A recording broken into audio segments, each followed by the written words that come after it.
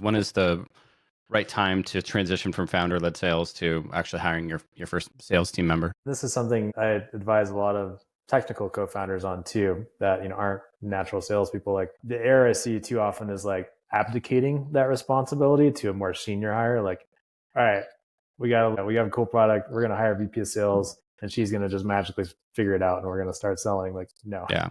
that doesn't work. Like even as a technical founder, like you need to invest in learning how to have a repeatable sales process with you doing it first. And then I like to once you figure that out, then you bring in a lower level person like an entrepreneurial, technically inclined SDR that can just learn how to sell and create pipeline, and then eventually learn how to create the revenue systems. That is a lot more cost effective and less risky, of course. But B, it's like, if you as the founder can't sell something, the VP of sales, despite all their sales skills and stuff like that, they're not going to figure it out any better than I don't reach to that senior sales hire too early. Hey everyone, welcome back to the Ignite podcast. Today, we're thrilled to have Evan Huck, CEO and co-founder of User Evidence, on the pod.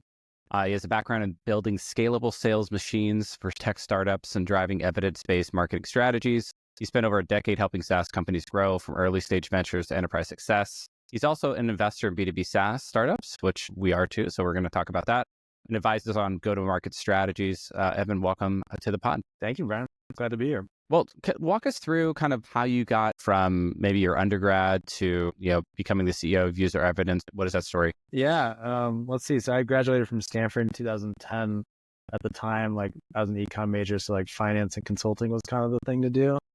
But I got a suit and one-to-one interview and just got flogged on what are the price of commodities and corn futures. I was like, I have no idea. And I quickly realized that wasn't the right path for me. They wanted you to have it at the tip of your tongue. So yeah, which all the Stanford kids probably did, to be fair. So they made the correct decision in not hiring me. But at the time, startups were starting to become a little bit cooler. We had the co-founders of Snapchat, my fraternity, the co-founder of Robinhood. At the time, they were obviously tiny, but that felt more my vibe, right? You got to wear t-shirts and sandals and work on some fun stuff. So I ended up getting into sales. Work from your home office in sweatpants like I do. Yeah, exactly. Yeah. I ended up getting into sales at this company called Tech Validate over in Berkeley. So I was the first salesperson there, learned how to sell, and eventually built that revenue team to 13 million a year. And then I was acquired by SurveyMonkey in 2015. And then, ran enterprise sales there, moved out to Jackson Hole, Wyoming, where I've been for the last 7 years. And then eventually, is that the ski resort? Yeah. Map I see on the wall behind you. That's awesome. From 1982, actually. So it's not the current version of the mountain. And then 4 years ago, started User Evidence with my co-founder Ray, and so we're up to 32 people now, and it's been fun. So what is User Evidence? So in enterprise sales, I had felt this problem personally. We'd always get asked, "Can you show me a case study, or can I talk to a reference from someone in my industry with same size?" And same with VCs, we ask for that too in our due diligence. Yeah, and it's for the marketing team. It's always super painful to try to go out and develop that kind of customer proof and evidence at any sort of scale. And so User Evidence is essentially a way for marketers to, in a one-to-many way, collect feedback from happy customers of theirs, and then package up that feedback into proof points and customer stories and nuggets of evidence that they can use to really prove the value of their products. That's awesome. So you're heading up enterprise sales. You said SurveyMonkey. You noticed this recurring problem, right? The case study problem. And so what lends itself to this being a SaaS platform? Because it sounds like, okay, we're going to SaaSify this problem. Yeah, I think that key insight, maybe 5-6 years ago is software is now used by so many people at these companies. So I think that the example I had thought of actually as a salesperson was outreach. Yeah, if you're an outreach customer, you might have 75 BDRs and 35 account executives and then a bunch of sales leadership. And when you look at case studies, it's often just one person being this product's great. And so my insight was, could we show a bigger picture of how these companies are delivering success across different users and different personas? And so the insight was hey, outreach probably has, I don't know, 5,000, 10,000 plus users. Going one by one is obviously not going to be the most scalable way to create evidence. And so with my background in surveys, survey was a great way to essentially do one-to-many data collection about why you like the product and what kind of benefits and results that you're getting. And so, it was a way to, how could we kind of democratize or canvas hundreds of users at once to get a lot more interesting content and proof, that goes just beyond an individual case study and testimonial. And so as you're selling this into enterprises, they're kind of looking at the platform. And one thing that I thought of immediately was okay, I'll just use SurveyMonkey to go gather all this stuff. Why Totally. use user evidence? Yeah, there's really two things. Our target customers, to give you a sense, our customers are like folks like Gong, HP Enterprise, just tends to be like mid to large companies like that. But yeah, there's two things. Like if you do a survey, you can capture data, like that part's not novel. But then there's still a whole effort in taking this data and turning it into good looking external ready marketing materials. So like a lot of our technology is kind of almost like a Canva-esque design automation engine where you can actually create like branded case studies and cool slide templates. And if you need to make it specific for Instagram, it'll automatically turn it into a square. So if you're a bigger company, like, you need to create a library of this content because you need it across, 4 product lines and 17 different industries and 3 different personas and 5 regions. And doing that manually would take forever. The second thing, which is really important, is this layer of user evidence positioned almost like a JD Powers as this independent analyst style firm that's validating that this is real data. So like, Chevy would say, hey, don't take our word for it. According to JD Powers, we're the number 1 ranked in customer satisfaction. Similarly, Gong can say, hey, don't take our word for it. We had this independent research firm, User Evidence, conduct a study, and they found that 98% of customers who switched from course, improved win rates by 17%. So it's having that layer of credibility, because the problem with the industry right now is like, course vendors are going to throw out all kinds of claims around how they'd save you time and money, whatever. It all starts to sound the same.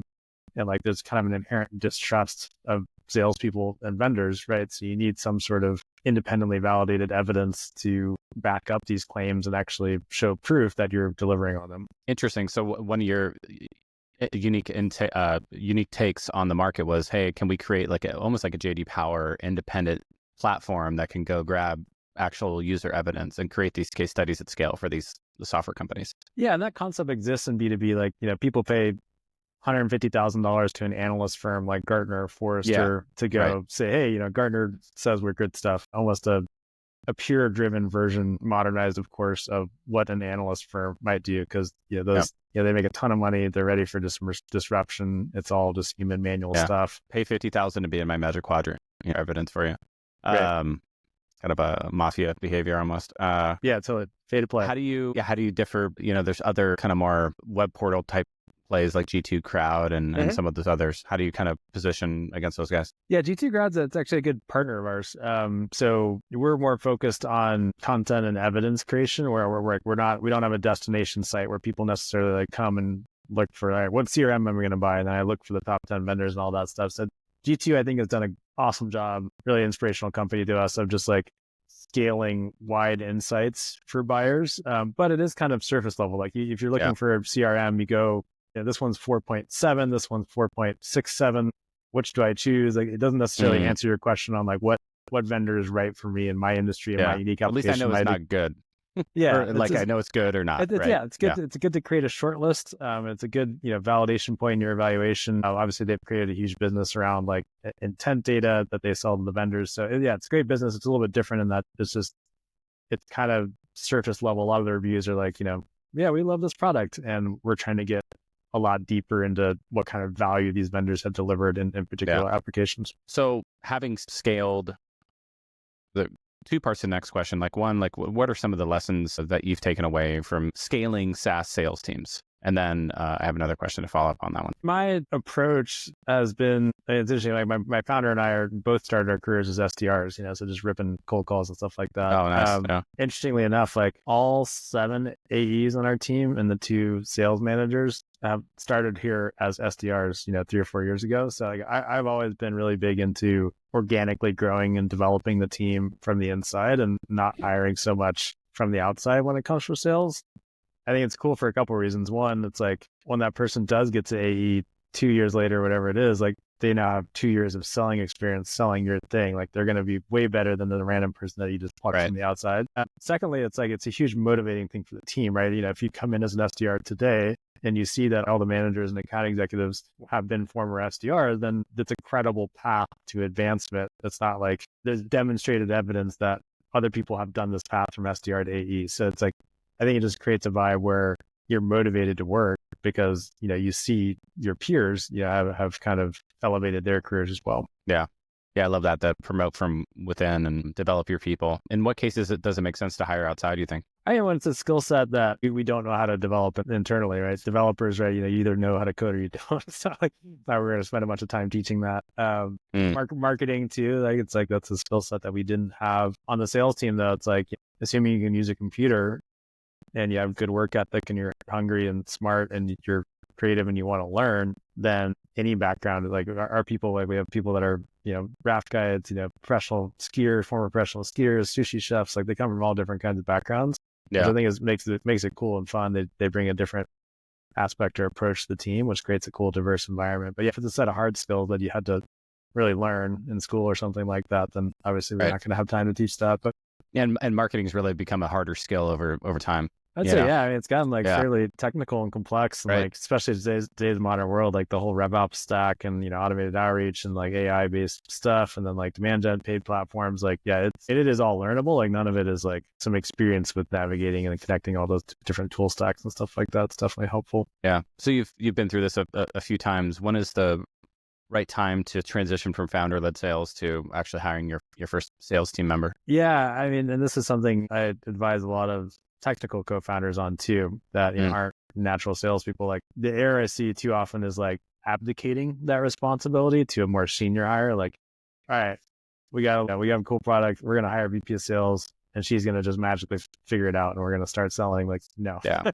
doesn't work. Like even as a technical founder, like you need to invest in learning how to have a repeatable sales process with you doing it first. And then I like to once you figure that out, then you bring in a lower level person like an entrepreneurial, technically inclined SDR that can just learn how to sell and create pipeline, and then eventually learn how to create the revenue systems. That is a lot more cost effective and less risky, of course. But B, it's like if you as the founder can't sell something, the VP of sales, despite all their sales skills and stuff like that, they're not going to figure it out any better than you. So I don't reach that senior sales hire too early, I think is the advice I keep coming back to with the different go-to-market teams I advise. Yeah, that was literally going to be the next question is, do you hire top down or bottoms up? And it sounds like you come down on the side of bottoms up. Let's hire this DR and kind of promote from within. Yeah, I'm a firm bottoms up. I mean, unless it's like if there's some crazy nuclear energy software that you're selling to federal government and there's like some rep that happened to sell that same thing to that same segment, like maybe that's an advantage. But for general garden variety SaaS, like none of the products it's not like the domain expertise matters that much in horizontal SaaS, at least, right? And I think like you learn staying close to customers is so critical. Like that's one of our advantages with two sales-led co-founders that also, obviously run product and to decide on product vision is like we still talk to customers and prospects every day. So anything that we're build is there's zero latency between what we build and that delivering value and revenue. And so, I think just staying close as you can to the customer as long as you can is smart. Yeah, that's good advice for any product-facing role, customer-facing role. You got product, marketing. Everyone should be talking to customers, I think. Yeah. So when you first started User Evidence, it was your first startup, right? Yeah. Yes. In college, we had a DJ collective where we'd have 4 or 5 DJs that could play parties and we got paid for that. So maybe that was the first startup, but this is the first real startup. Yeah. That's amazing. What were some initial challenges you faced in building that, and what surprised you? Yeah, I mean, two sales founders obviously can't build products. So that was kind of interesting.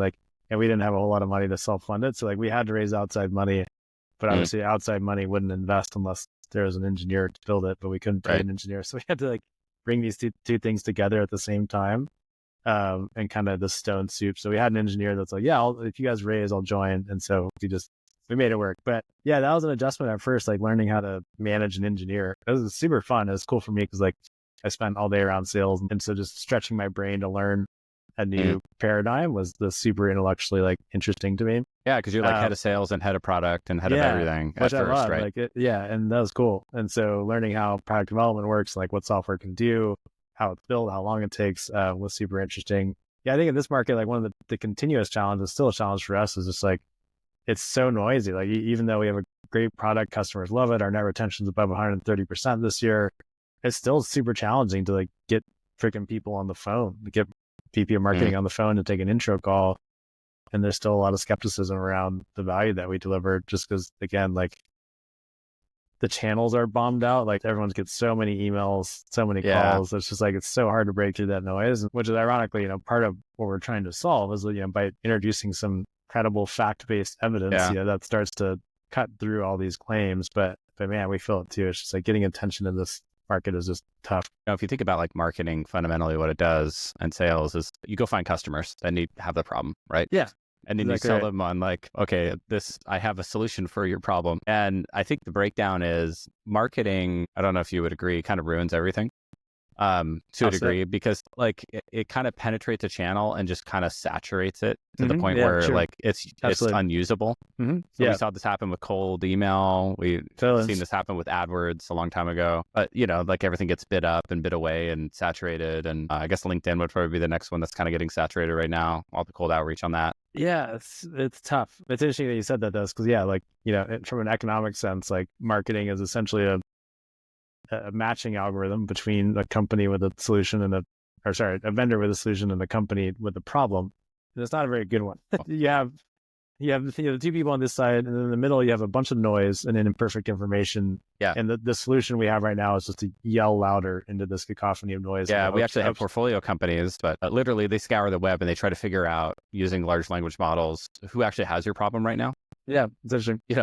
Like and who you should actually go target, because there's signals around the internet on chat forums and whatever, and you can distill those into like, okay, you're selling the scaled case study platform. Here are people out there that have actually talked about this on LinkedIn or talked about this on Reddit or Twitter, and here's the list. Yeah, it's interesting. It's like, the most efficient version of this market where you'd have a perfectly rational, all-knowing computer on the buyer side and a perfectly rational, all-knowing computer without sales incentives and all that pressure on the other side. And they just figure it out. So here's my problem, here's your solution, doesn't work. Great. But we have a long way obviously to go to get to that. But part of what we're trying to do is just introduce some more perfect information in the middle so that not like I think the outcome is that vendors sell more, but that's not necessarily the goal. Like, it should help really good vendors that have a good product sell more, because like people would actually know they have good stuff. But it probably also punishes, vendors that don't, that have a great product and great customers, and they just hide behind brand and marketing, right? So I think bringing a little bit of truth in the market, you get this more efficient matching algorithm, essentially. Yeah. In the future, it's just my agents talking to your agent. Your agent, yeah, totally. Yeah. Right? Because like, just because we have 9 people on the buying side and now it's like 12 people, right? Buying groups are going, doesn't mean they're making better decisions. It just means like they feel better about their decisions because they have 12 people beside them to kind of distribute the responsibility. But it's like, yeah, it's crazy. We have golf courses, steak dinners and stuff like that are all factored into this decision. Conferences. Yeah, it's just like, man, this is not going to be a rational outcome most of the time. Yeah, it's pretty funny. Whatever. So you come from sales and you're a founder, but as a founder, you've had now exposure to every functional role that a company does. And you've probably done it directly. How has your view shifted over time of what creates value in an organization? Like, what functional area is the most important? What does it depend on? Yeah, I have learned about that. I mean, as you can probably imagine, we probably over-indexed on sales initially, just because that's the hammer that we had. So everything looked like a nail. Like, more sales. Had I had to go back, I might have like indexed a little bit more towards engineering and product development. And we've now, course corrected that. But everything, like, sales is so much work. It's so much harder. Like, if you don't have a good product, and just a company in general, like net retention is probably one of the most high leverage metrics across the company, right? Like, you can be soft on new business sales. If your net retention is good, like, you're in good shape. You cannot have it the other way around. Like, if you're doing a bunch of new and then 60% of that's leaking out the bucket, like, that machine is just not efficient at all. Yeah, right? Maybe you could describe what that is for the audience. Maybe there's a new founder out there that doesn't know what you're talking about. Yes, and our net retention is basically, if you had $100 of renewals last year and you closed 120 this year, then your net retention is 120%. In other words, you made more money than you were defending from your client base last year.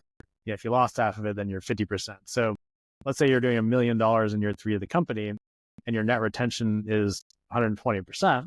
And then you bring in another $1 million of new business, then your total ARR is 2.2 exiting. If your net retention was 50%, even if you brought the same $1 million in, now your total ARR is 1.7 or whatever it is, and it just decreases. So if I've learned anything over the last 4 years, like, is to just overinvest and heavily index on net retention, which is a function of product and development and making sure you have a good product that delivers value, and customer success, frankly, too. I think, like, at least for us, like, we're more of a mid-market to enterprise. Our average contract value is 30 to 150K. And we definitely had more CSMs than a VC model would suggest you should have at our revenue, because like we wanted to just over-index and over-invest in the customer experience. and that's paid off. Like our net retention is above 125%, and that just makes the whole business so much what is easier. good? What is good, better, and best? And poor, generally, I like, guess. Like Salesforce is a good example, right? Their gross retention, which means like just the raw renewals, probably 90+%. But then their net retention, meaning like they have additional products they can sell, or they, if you land in one division, so that might be 130%. Anything above 100 is great. And from their retention, if you're above 110, 115, like that's top class. Salesforce is at 130. That would be my guess. Yeah, I mean, I haven't read their reports recently, but like, at least their core product like is probably pretty damn sticky. Because anything above 100, pretty good. And then if you're looking at an investment, because you also invest, and you see a 70, at what point is like, oh, you got to get your customer success and product house in order here. You at least have some questions for sure. As at like 70, 75, you're like, all right, something's not quite working in terms of either product market fit, like you're bringing on the wrong customers maybe. Or there's some product issue or customer support success issue. There's something, right? If you're in that kind of 90 range, it's like it's decent. If you're above 100 and 110 plus, that's where it's like, ooh, something's like really working here. And customers must really love it because they're buying more. So I think that is the most important metric for at least an enterprise-driven company. So that's something I've learned. Like how do you just make sure that that's good, and product and customer success is often the answer there. And ICP, like ideal customer profile, making sure that your sales team is targeting the right customers that are going to stay on. Like for instance, like we actually did have a churn problem last year. We're more in the 75% range. The 25% that left was all kind of early stage startups that were laying off their marketing team. And what remained was larger enterprises that are a lot more stable, that buy more stuff. And so part of the reason our net retention is good this year is because we've just honed in on our ICP and focused on... How has that morphed over time? Like, what have you honed in on? I mean, as a startup... And what's an ICP for anybody listening that doesn't know what that is? Ideal customer profile. It's like, what are the demographics and firmographics of accounts that are going to be really good for you to both to close them and then retain them? For us, when we started, like, it's hard to walk into Salesforce and say like, hey, buy my thing, like, because if you're a tiny startup. And so a lot of our customers, when we were early on, we're smaller startups as well, right? That are willing to take risks on other small startups. But over time, we've really done a good job of getting up markets, and now Salesforce is a customer, and HP Enterprise and Cisco and folks like that. That segment for us at least is just a lot stronger in terms of net retention, because Salesforce has 12 different departments we could sell to. They have a lot of different use cases for our product. They just have more money, and even if they do layoffs, like there's still a bunch of people there that could use the product. So we've definitely gone up market over time. Okay, so like, what is the typical ARR that you like to get involved? Is it like a Series A, 2 to 5 million, or is it even later than that? Probably later than that. It's more like 100 employees, and Series B is kind of our threshold. The reason why is like, if you only have a couple dozen customers, then the easiest way to go get case studies and stories from them is to just go one by one and do the manual approach. But once you start to hit like 500, 600 customers, then a one-to-many approach starts to make a lot more sense. And so, it's really a function of like, do you have enough customers for us to capture feedback from to really create robust, interesting, statistically significant evidence and proof?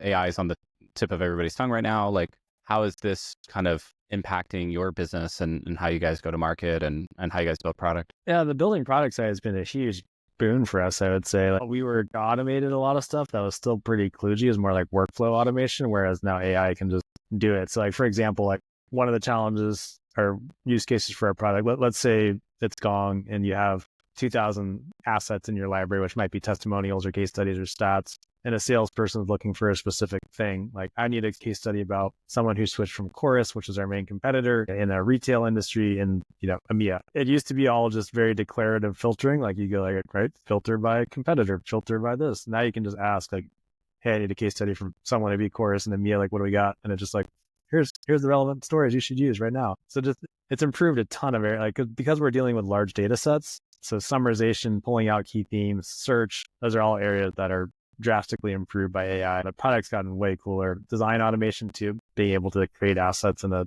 vendor's brand just by inheriting their kind of brand guidelines is a big leap forward. The product's definitely got a lot cooler. On the go-to-market side, like for our own go-to-market purposes, in terms of like scheduling meetings and stuff like that, it's like, we do a lot of incredibly sophisticated stuff. Like you're talking about, like there's all these signals and, we can, we'll download their 10K report and crunch through it and pull out key themes and then tie that to our value propositions and then we got to wire it up through clay with a bunch of signals. So it's like incredibly like impressive and complex and cool. But at the same time, it's like the channel's bombed out. So even if you send the coolest email in the world, it's like they still don't see it. And so it's not like, I haven't found anything yet that's like a silver bullet on the go-to-market side in terms of scheduling meetings, just because so freaking, especially for our target audience, which is like, a marketing executive at a big B2B tech company. Like there's such a competitive buyer that like there's so many marketing solutions being sold to that person. They get 100 emails a day.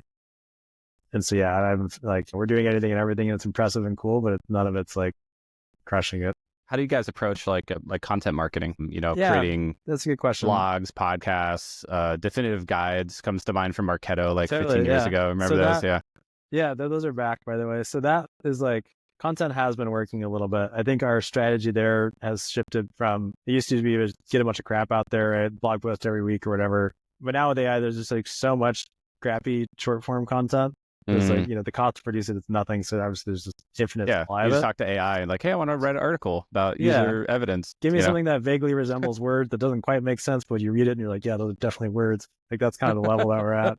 And so I think we've indexed towards like, because that's not valuable anymore. So we've really indexed towards like big, meaty, long format content. So like we did like a 37-page like original research report where we surveyed 200 buyers, 200 sellers, and 200 marketers, and asked them to basically expose the gap between all these great things that the vendors and the marketing teams claim that they can do and what skeptical prospects believe they can do, and like ask buyers like what kind of content and evidence do you need that you're not getting to actually make decisions. And that report, like we were trying to shoot for 300 downloads. It got like 1,500 in the first couple of weeks. A lot of those turned into opportunities. So like, we're doing a lot more long format content. Interestingly, it's you actually figure out who like your champion is, right? Like, back when I was in marketing, I've done a little bit of everything, but when I got into marketing demand gen, specifically marketing automation, I read all the definitive guides from Marketo. Yeah, that definitive guide from Marketo is like the best asset ever for like 10 years, right? Like, that thing crushed. Yeah, the thing crushed. And like, and I was just like a Marketo advocate and knew the system through and through because of all those guides, just knew how to do marketing automation. So if you think about like who your target user is inside that marketing department, is it the product marketing team? It's somebody on the product marketing team typically? Yeah, it's product marketing and customer marketing. So a customer marketing person at a bigger company would be responsible for doing case studies and testimonials and advocacy related content. Creating all the definitive guides for that customer marketing person. Like becoming the best customer marketing person you possibly can be. Which we're doing, because like in that space is like customer marketing particularly is underserved and there's not a whole, like we're the biggest vendor in the customer marketing technology space, which is hilarious. Like there's actually read a Forrester analyst report that referred to us as like an established option, which was hilarious because we're 30 people and 3 years old. But relatively, it's like the rest of them are just all super tiny startups. Like there's only a couple companies. Well, it is a nascent area though, right? I mean, you guys, this isn't like marketing automation. That's been around for mature, 15 years. Yeah, it's not mature. It's not saturated, which is good and bad. But yeah, to your point, like that group is hungry for educational content that can help them do their jobs better, to actually elevate that function to a function that has a seat at the executive table. Right now, there's like, I don't know, 3 VPs of customer marketing across the world. So like it has not elevated itself there yet. I mean, it's a similar really example. Like customer success was like that too for a while, right? Whereas like kind of this downtrodden, like forgetting about function. And then now it's like obviously critical, and VPs, of course. And so, we want to help elevate that whole space to a seat at the revenue table is what they seat used to at say. the revenue table. Yeah, exactly. A seat at the revenue table. How do you think about growing out the CSM team? When's the right time to do that? You talked about hiring bottom up on the SDR front, and we did that early. Again, like we intentionally over-invested in that function. We did hire we hired a great outside leader, this guy Miles, who was our VP of customer success. So that was an example where like we have fairly low expertise, and having someone outside to really think about that had a great experience made a lot of sense. I mean, his hires are a mix of people that are early in their careers and some that have experience. So maybe a little bit different than my normal playbook on the sales front, where I'm developing really from the ground up. But I think the takeaway is like, again, we over-invested in that team, which just led to a really strong customer experience. That's just like, it feels like an extension of your team. Like we're engaging with customers in Slack. It's just like super fast, sophisticated, enterprise-y customer success. And again, I'm very glad we have made that investment. Did you guys go through an accelerator or anything like that when you guys started? We did not, no. I thought about it, but we were already kind of far enough along like when I started looking at them where it didn't quite make sense. What's far enough along, you think, where you're like, I'm good? I mean, coming from a sales background, like I had contracts signed before we even had a workable product. I was selling just like I downloaded Adobe XD, watched a bunch of videos on how to make clickable wireframes or whatever. I was just demoing this clickable wireframe and like, is it how it's going to work? That worked. Yeah. Would you buy it if it worked like this? Yeah. I was like, would you pay $20,000 and can you sign that contract? And then once you sign it, we'll deliver it. I think that was good. That sales first approach. Yeah. If you go out earlier, like, hey, like, do you like this? Like everyone's like, yeah, this is super cool. You totally use it. And like, they're lying. Like then you have to follow up with them for 7 months. Like people signing a contract, that has meaning, right? Like they know what that is. Yeah. And no, so I want this, and I know it's going to take 3 to 6 months. And interesting. How was that? I would love to drill into that for founders listening out there, because a lot of founders, the cart before the horse, right? You're talking about the horse is sales in this analogy. I like analogies.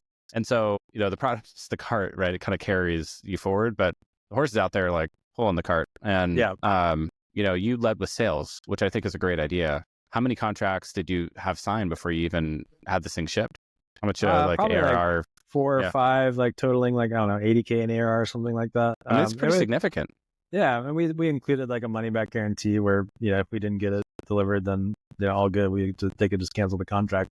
But yeah, I mean, that's like, we wanted to know, is this solving a meaningful problem that you're going to pay for? And the best way to figure that out is to ask them to pay for it. Right. So, and it was like, a lot of our early product development was influenced by customers. Like we had this one dude, Jeff, who was a CMO, was like, hey, like, I really need to get a lot more reviews on G2. Could you guys build something that just takes these survey respondents and then routes them to G2? We're like, yeah, we could do that. So like having paying customers behind it, like then you're willing to invest in these product areas, right? Because there's revenue attached to it versus just guessing. Yeah. Yeah, I love that. Actually having signed contracts, proving that people will pay for this, I think is huge. Yeah.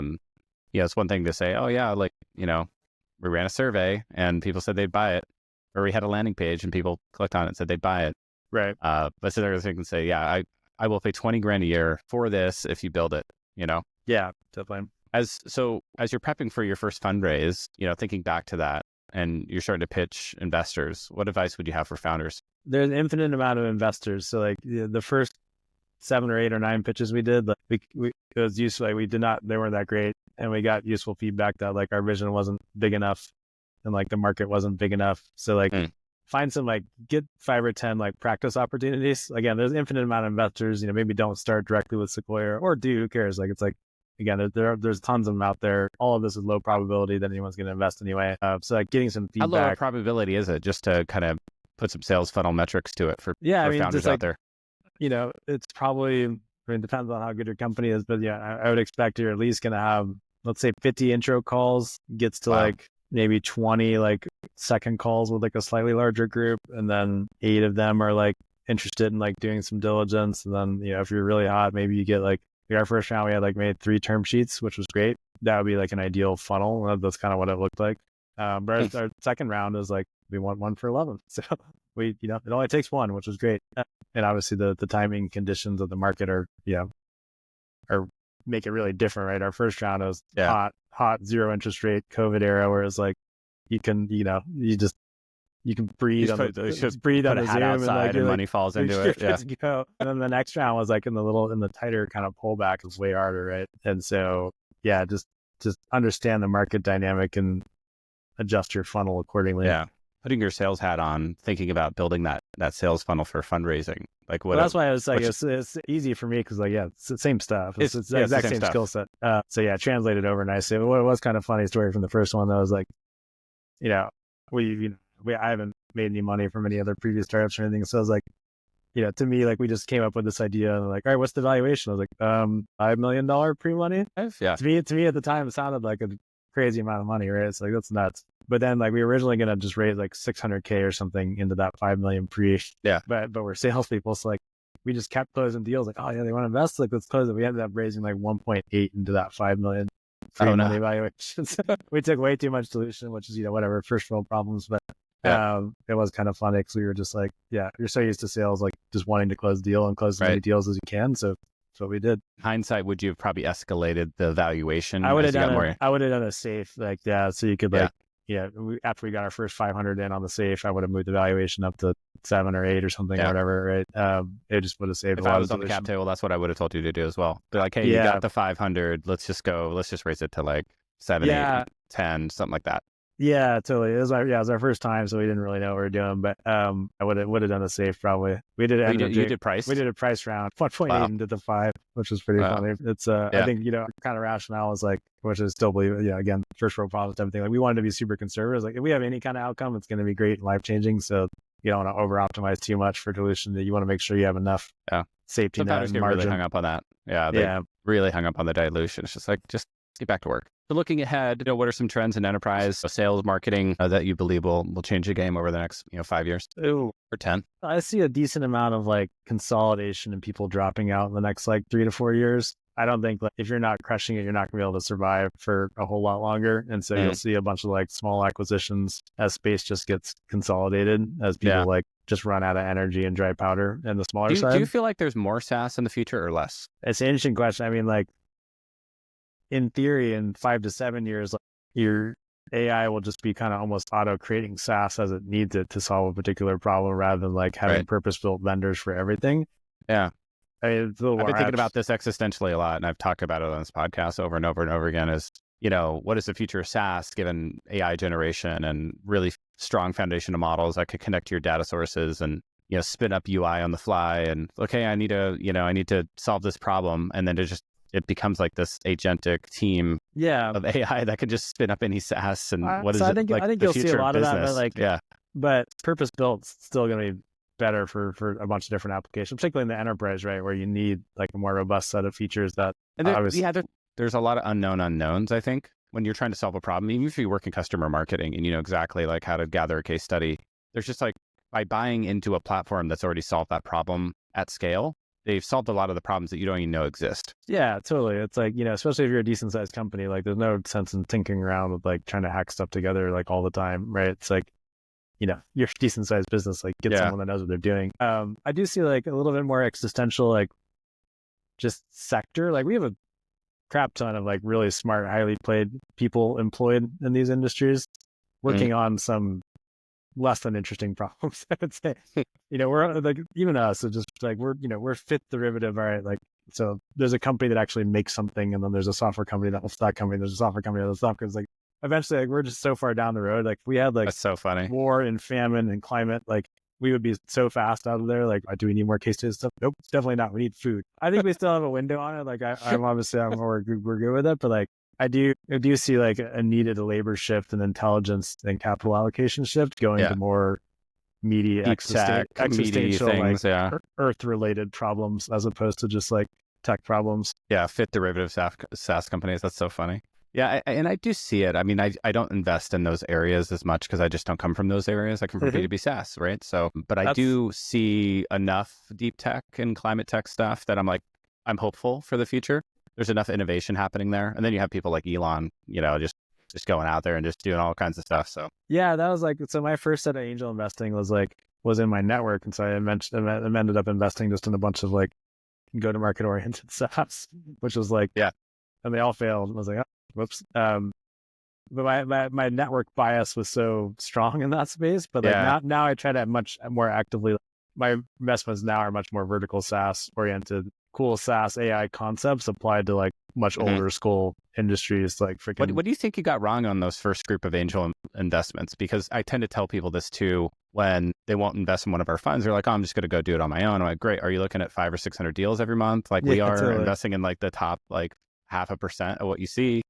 Like, what do you think you learned as an angel investor, kind of burning some money there? Yeah, I mean, I think that network bias is really strong. I just invested in a market that like was so competitive and not interesting that if you weren't freaking best, then you're just gone, right? There's so many like, I think the barrier, especially the last AI, couple years, cold outreach. Yeah, exactly. The barrier to entry, like some dude like me that without any formal education was like, oh yeah, like I've done some sales. I bet it would be really cool if like we could do like, this like, like we could use AI and just targeting. You could do like account research. And it's just so easy to create one of these solutions now. Yeah. But, like unless it solves a meaningful problem, it's just like, it's dead. And it's like, as a salesperson, like I liked it all. I was like, ooh, this is cool. Like I love to buy anything. I was like, this is sweet. Like I'd totally use this. But like, it's still all just incremental gains. This will make my cold outreach, response rate go from 6 to 7%. is like not enough. That's not interesting. Yeah, right? it's not an order of magnitude a better way to do it.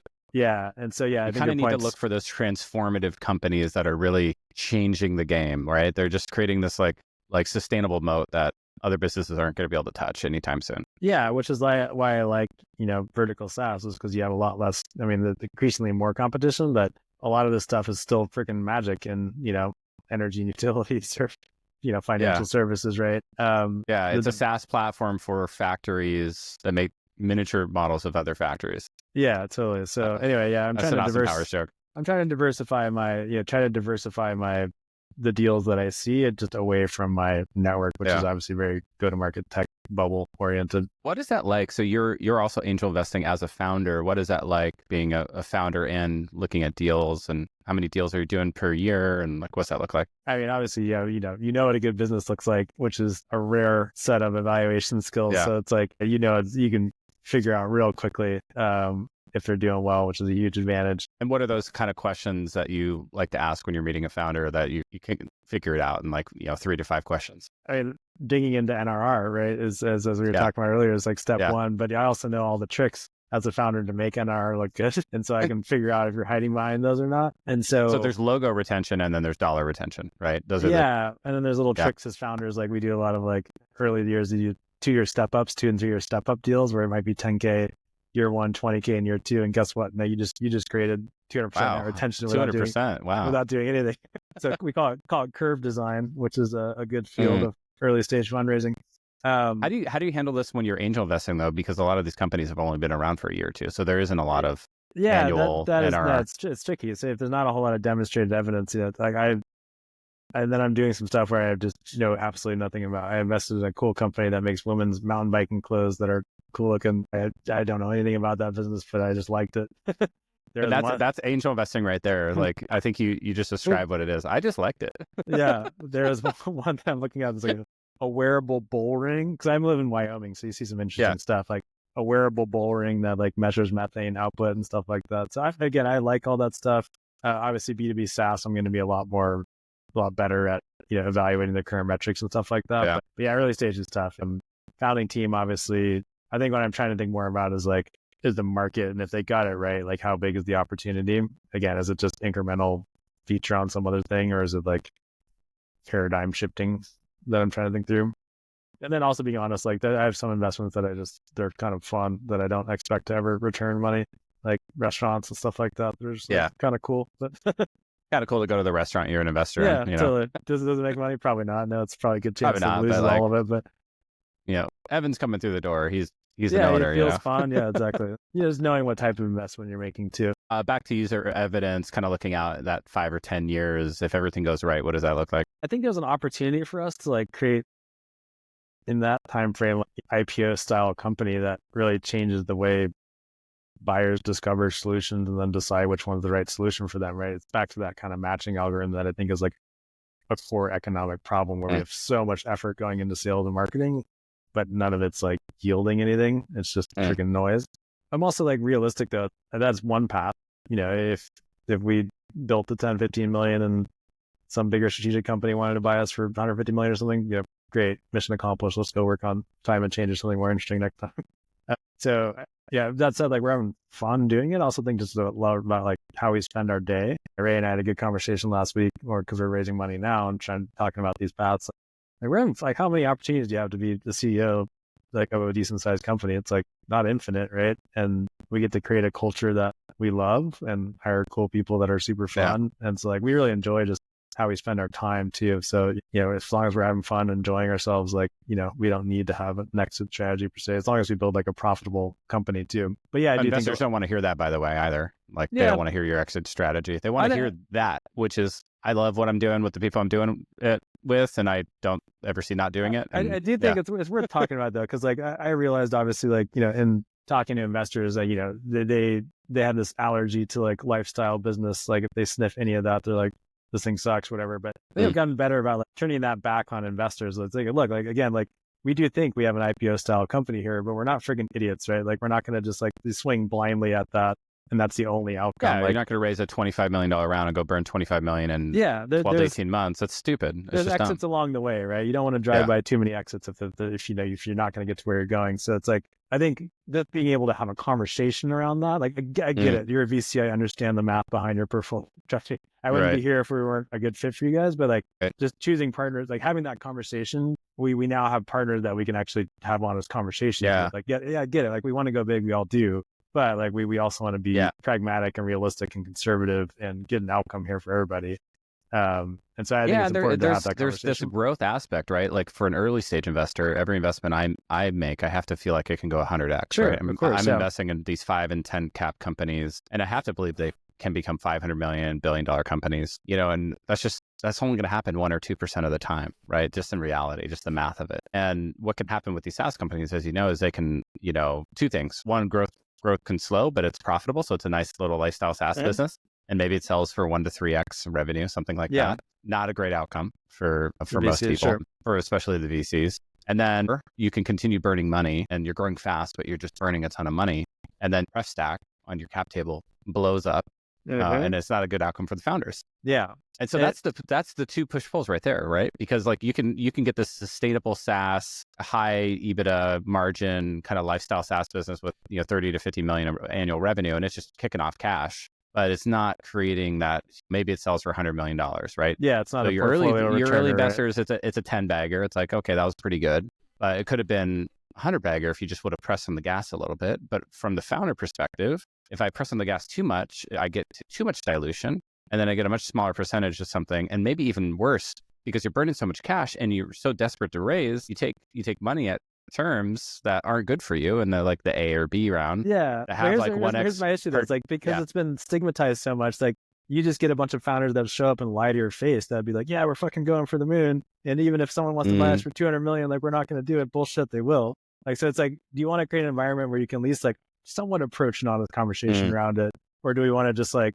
I know the scripts, like here's what I'm supposed to say, like we're fucking moon or bust, right? I think like that's been my maturation as an entrepreneur. That does raise we're raising a venture style round right now, which is going to be a Series B. Like obviously no one's going to invest unless we're going big. But I think there's this false choice, but like this false mutual exclusivity between like going for the moon and also if we don't get there, like having a plan that makes sense. And I'm arguing that those 2 things are actually not mutually exclusive and can be compatible. Like I think what we tried to do is like maintain the venture style growth path, and we are on that, but also maintain optionality along the way by having a relatively efficient business. Luckily, like efficiencies now kind of come back into vogue. And so the fact that we're able to do what we're doing with our efficiency is actually kind of cool for some set of investors, at least. So anyway, I think it's coming back towards like a more rational outlook. But yeah, obviously we understand portfolio math. Being able to at least have a conversation around it, I think is important. Well, Evan, it was an amazing conversation. Thanks so much for coming on. Where can folks find out more about User Evidence and you? I'm pretty active on LinkedIn, Evan Huck, User Evidence. So hit me up there. Just userevidence.com. Thanks so much for coming on. Good luck with the race. Thank you, Brian. Appreciate it.